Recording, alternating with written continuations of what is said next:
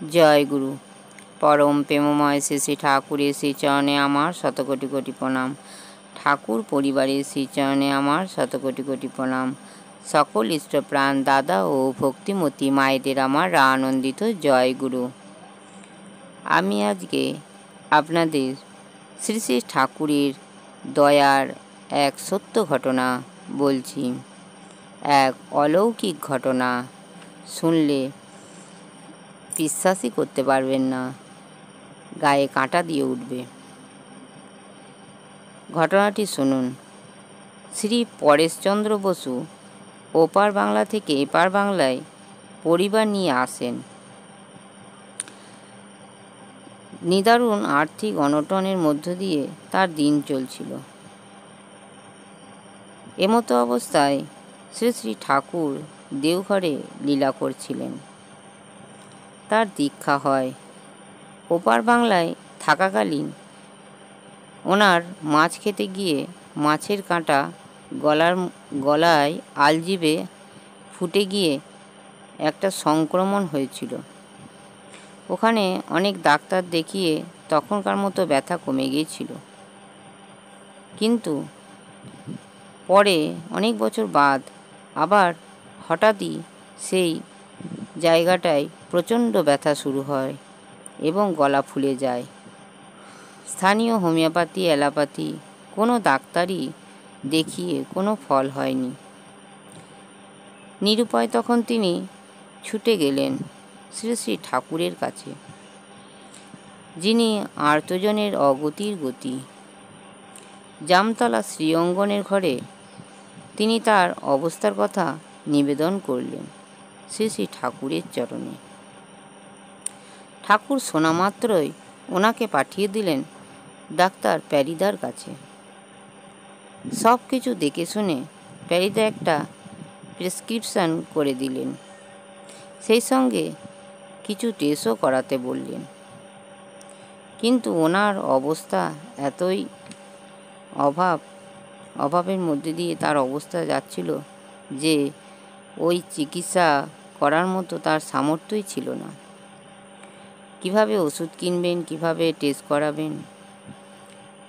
তবু তিনি কিছু চেষ্টা করলেন, কিন্তু সফল হলেন না। ক্রমেই তার জটিলতর হয়ে উঠল রোগ। যেন মনে হচ্ছে মৃত্যুর মুখোমুখি। দিশাহারা হয়ে পড়লেন তিনি। গোটা পরিবার তার উপরে দাঁড়িয়ে। তার কিছু হয়ে গেলে সব যে কোথায় চলে যাবে। পরম দয়ালু তখন শেষ ভরসা। তিনি আবার ছুটে গেলেন তার কাছে। তখন ওনার গলার স্বর প্রায় বন্ধ হয়ে গেছে। আবার সেই জামতলার ঘর। তিনি নিবেদন করলেন দয়ালের কাছে। শ্রী শ্রী ঠাকুর দরদ ভরা কণ্ঠে বললেন, প্যারিকে ডাক। সেই মতো তিনি প্যারিদার কাছে গেলেন। যেতেই প্যারিদা বিরক্ত হয়ে বলে উঠলেন, আপনি তো কোনো কথাই শোনেন না, শুধু শুধু ঠাকুরকে জ্বালাতন করেন। যান আপনি, আমি একটু পরে যাচ্ছি। ডাক্তারের এমন ধমক খেয়ে ওনার মন ভেঙে যায়। তিনি ফিরে এসে ঠাকুরের কাছে গিয়ে বসলেন। প্যারিদা আসতে শ্রী শ্রী ঠাকুর ওনাকে দেখিয়ে বললেন, ওর কি হয়েছে? উত্তরে প্যারিদা বেশ ক্ষুব্ধ স্বরেই বললেন, আগে পরেশদাকে যা করতে বলেছি সেসব উনি কিছুই করেননি। ওনার রোগ কি করে সারবে? প্যারিদার উত্তরটা শ্রী শ্রী ঠাকুরের ঠিক মনের মতো হলো না। তিনি আবার বললেন, ওর কি হয়েছে প্যারি? খড়ি চক দিয়ে মেঝেতে এঁকে দিয়ে দেখাতে বললেন। প্যারিদা চক দিয়ে মেঝেতে এঁকে সব দেখালেন। শ্রী শ্রী ঠাকুর তখন জিজ্ঞেস করলেন, এতে কি হতে পারে? প্যারিদা বললেন, এতে স্বরভঙ্গ হতে পারে, এমনকি দ্রুত সংক্রমণ না কমলে আরও খারাপ কিছু হতে পারে। শুনে ওনার তখন পরম দয়ালের দিকে চেয়ে চোখের জল ধরে রাখতে পারলেন না। ঠাকুর কিন্তু কিছুক্ষণ পর